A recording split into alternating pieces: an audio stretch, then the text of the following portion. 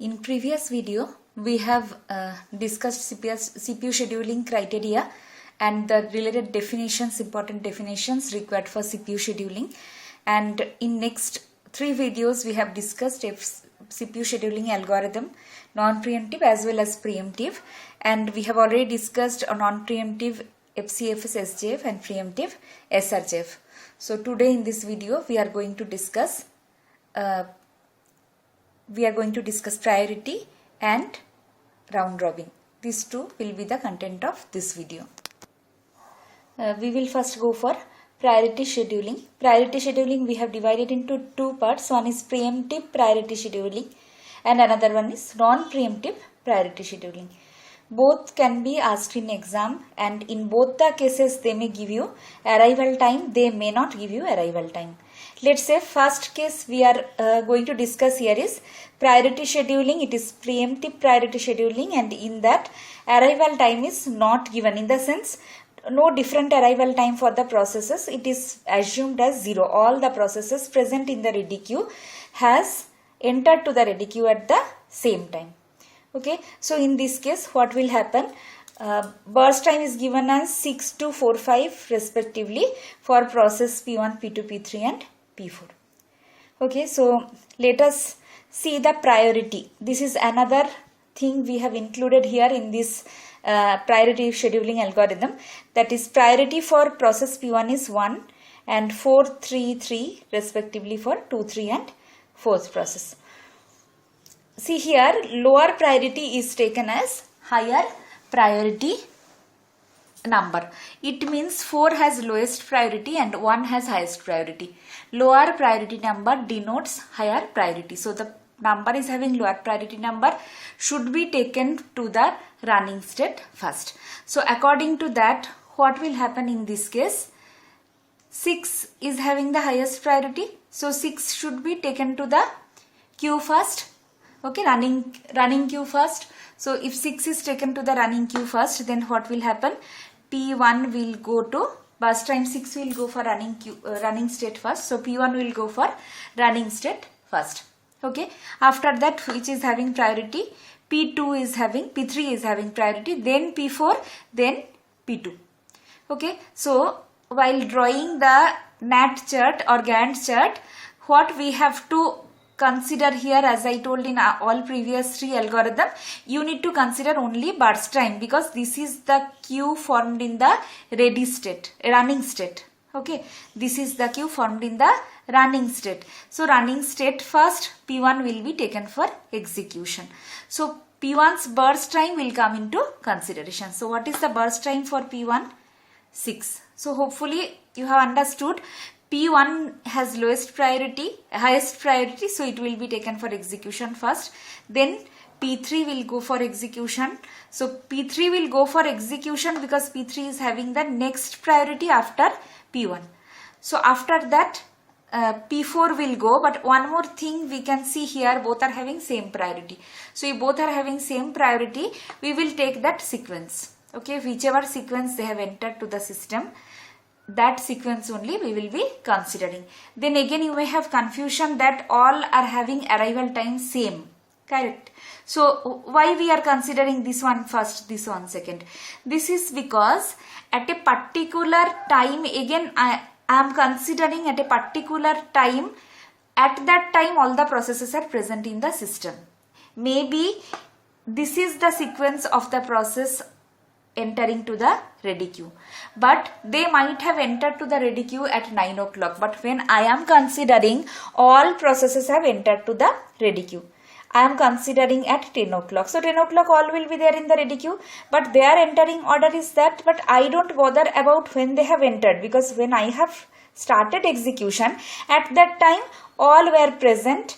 So on that basis arrival time is given as 0. So in this case, sequence of ordering is that only. Okay, so P3's burst time is how much? 4. So 6 plus 4, it will be 10. P4's burst time is how much? P4's burst time is 5. So 10 plus 5, 15. And P2, lastly executed process is P2, burst time is 2. So 17. Again I will tell you, this 0 to 17 initially you should draw, must draw, because this is summation of that. It will help you to divide it also, and it will help you to avoid the mistake also. Now go for running. Now we'll go for our completion time. What is the completion time in this case? Completion time for P1 is 6. Completion time for P2 is 17. P3 is 10 and P4 is 15. What I told, turnaround time is completion minus submission. So completion minus submission means 6 minus 0. Again, for more simplicity, what I told, after writing completion time, just copy this value here.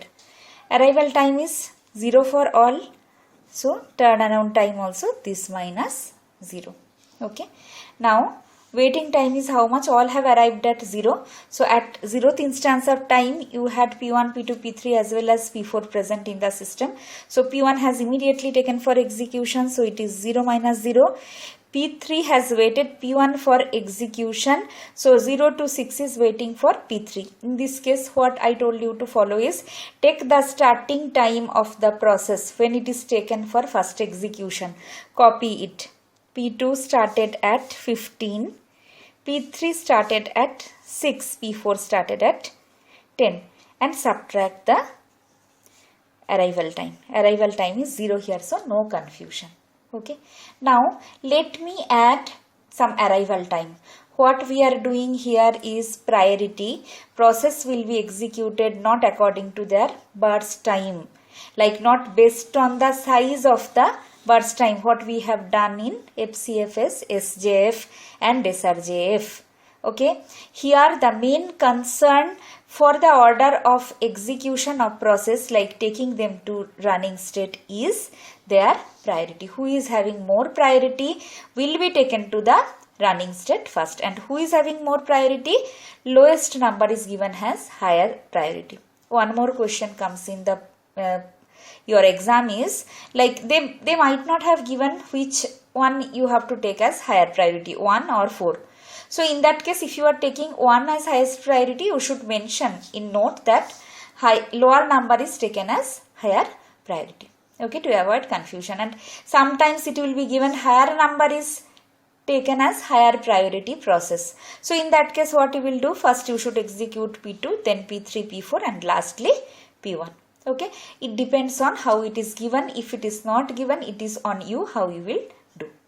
Okay, usually lower priority we take as higher priority number. Consider this is a arrival time given. In this case, when the arrival time is given at the 0th instance of time, no other process is present. Which process is present? P1 is only present. So P1 will be executed. Remember, we are considering preemptive.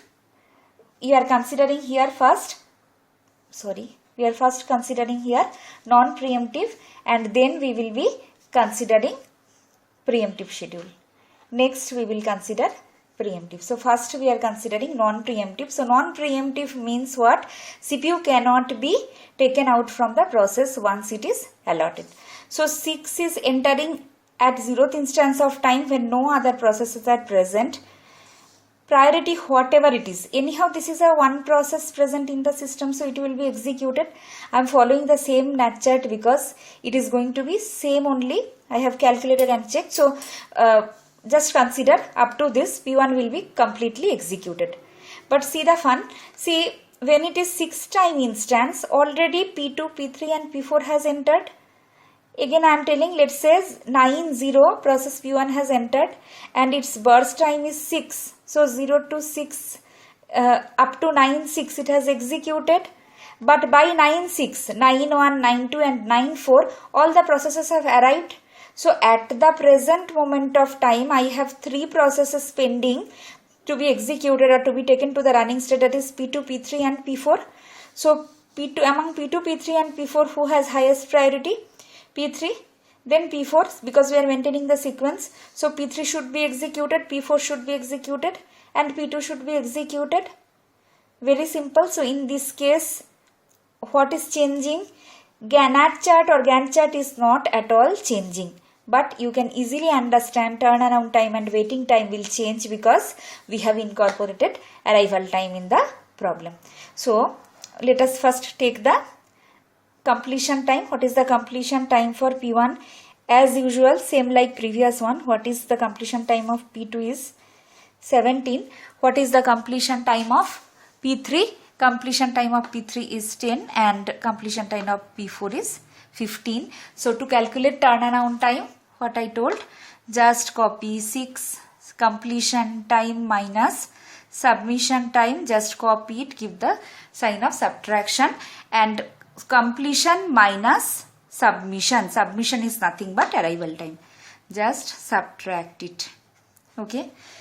Waiting time is what? For waiting time, what we should do? When it is started. When it is started, it is with CPU, so it is not waiting. So before starting, what is the time in the NATCHET? That should come as first parameter of waiting time. For P1, it is starting at 0. P2 when it is starting at 15. P3 when 6. P4 when it is started 10. Earlier example we have taken arrival time as 0. So we have subtracted 1. But here in this case P1 has arrived at 0 but P2 is not waiting from the 0th instance. It is taken for execution here from 15th.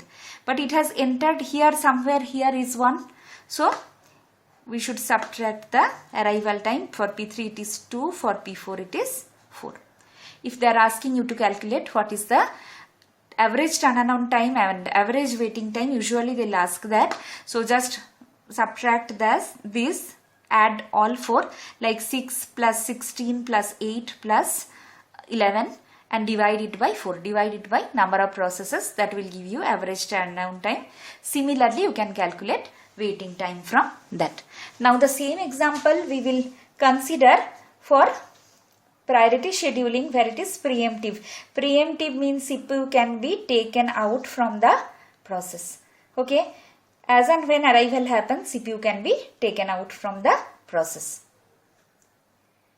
If we assume that all the arrival times are 0 in the case of preemptive priority, so in this case we don't need to consider anything, just see the priority, execute the process. It is very simple, just now we have discussed, but this and this will not be same. I have taken different example to make it clear, because if we take different value, like last year all this 4 example I have calculated it with the same value so that you can get a comparative idea from that. But in this case, why I have taken it different, because you will get to know different priority, impact of different priority on different scheduling.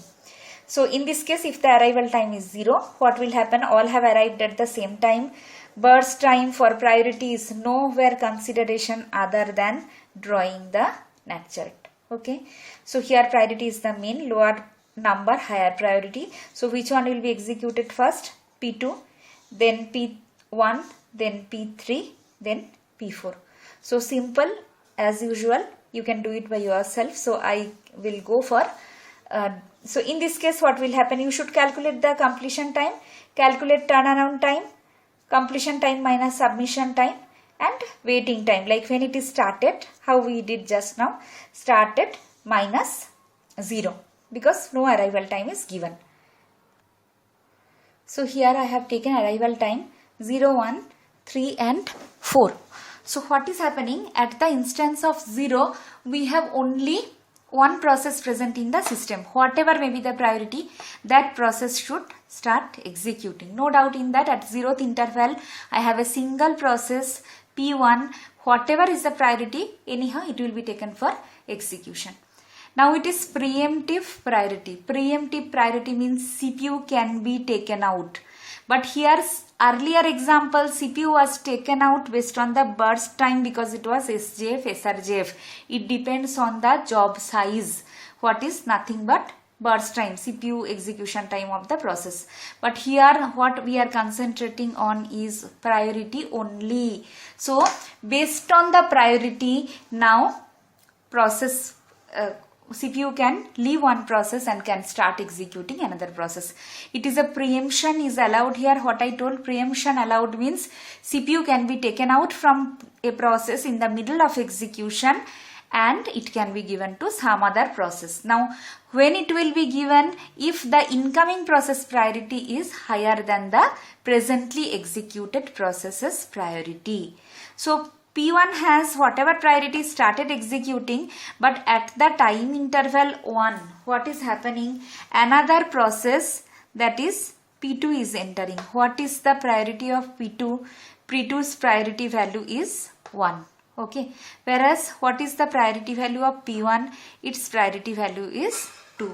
So there should be a comparison when other job P2 will enter. Priority of P1 and P2 should be compared. So who is having higher priority? P2 is having higher priority. So P1 will stop, on context switch will happen, and P2 will start executing. You can see this has only highest priority, so P2 will be completely executing. Now here what time I will write? See, this is up to 1 because at the instance 1 arrival happened. Now P2 is having how much work unit?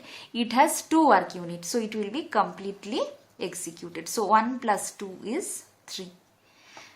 From P1, how much is done? P1 is done with 1 unit. How much is left out for P1? 5 unit is left out for P1.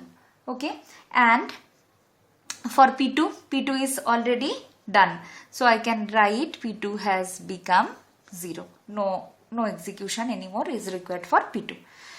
Now at the time instance 3, which process is arriving? P3 is arriving to the system. So at this situation, what is the condition? You can see at the instance 3, P3 one process is entering whose priority is how much? P3's priority is 3. So I have 2 processes present in the system at this time. P2 is done. P1 with priority 2, P1 with priority 2 and P3 with priority 3. So in between 2 and 3, which one is small? P1. So P1's priority value is less, means higher priority. So P1 will be executing, P3 has to wait. So P2 has how much left out time? It has 5 left out time. It has left out unit. Burst time is, means it needs 5 more units of CPU time for execution. Sorry, P1 needs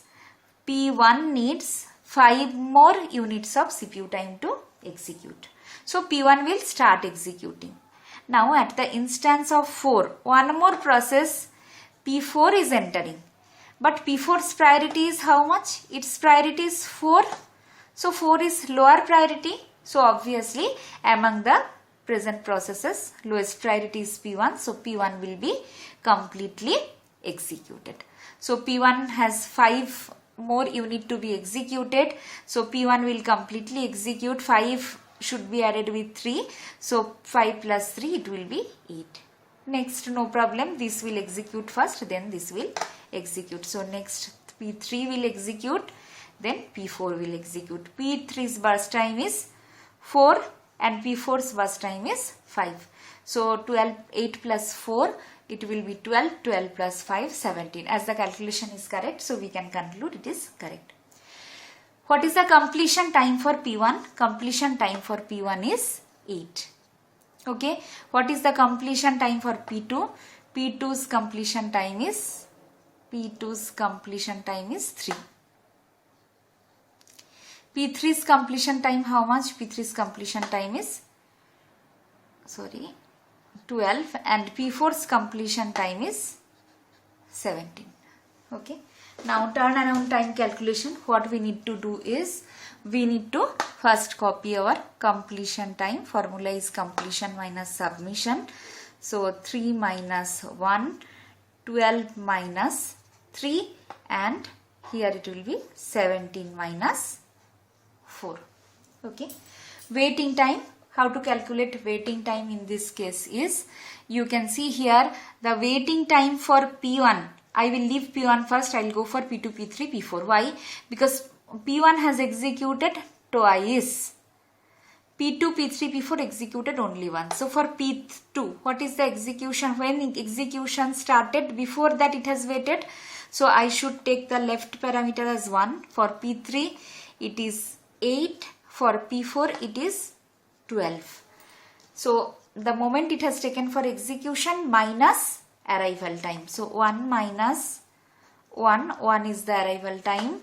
Here 8 minus 3 is the arrival time. 12 minus, for P4 12 minus 4. But in the case of P1, what is the, see here it is executed in two parts. So for the first time I need to calculate waiting time, and second time also, in second execution also there may be some waiting. So for first execution, what is waiting time? 0 minus 0. So I can write here 0 minus 0. With that, for the second time how much it has executed from here to here. So starting of execution minus from where it is executing, from where it is waiting. See, this part P1 has executed, but from here to here P1 has not executed. So this is 3 minus 1. So this is 3 minus 1. So I will write here 3 minus 1. But you can write 0 minus 0 also, because in future when you will do it, you may have confusion from your side. So that should not happen. If they are asking you to calculate average turnaround time, must do average turnaround time, subtract it, add this 4 value, divide it by 4. Again I am telling you, last time also I told, if you forget to calculate average turnaround time, your marks will go. If you just calculate sum of this, like 8 plus 2 plus 9 plus 13, and keep it as it is, at least 2 to 3 marks will go. This is very simple way to get the marks. So please make the concept clear. Avoid any kind of confusion. Okay. If you like the explanation, please subscribe the channel. In next video, we'll be continuing with round robin last CPU scheduling algorithm.